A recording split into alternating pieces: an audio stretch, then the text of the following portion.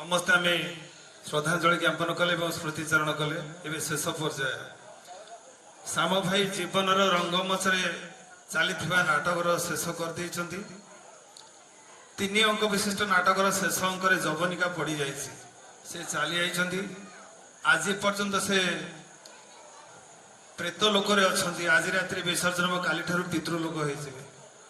এই জীবন দর্শন উপরে গীতটি শেষ অঙ্কর শেষে যবনিকা যেবে পড়িଯିବ ফেরি ଯିବି একা পাদ প্রদীপ হইব ফিকা ফিকা মতে ভুলি যাব মোর নায়িকা হেলে সেহি হেব মোর জয় টিকা যদি জনে বিত কেহি দর্শক মতে সাইতি রখিব মনে তার দেই মমতার টিকে মহক মহক মমতার টিকে মহক এই জীবনটা এক নাটক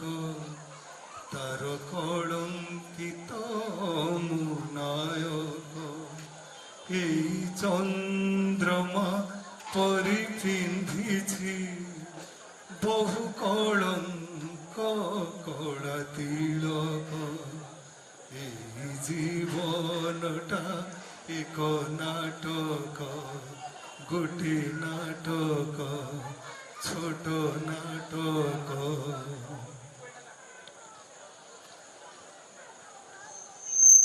ধন্যবাদ। শ্রুতিচাରଣ ସଭାରେ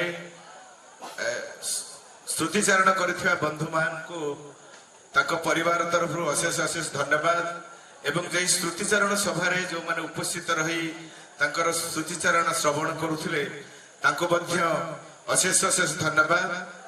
ଆମର ଏହି ଶ୍ରୁତି ସଭା କାର୍ଯ୍ୟକ୍ରମ ସମାପ୍ତ ହେଲା। ସମସ୍ତଙ୍କୁ ଧନ୍ୟବାଦ।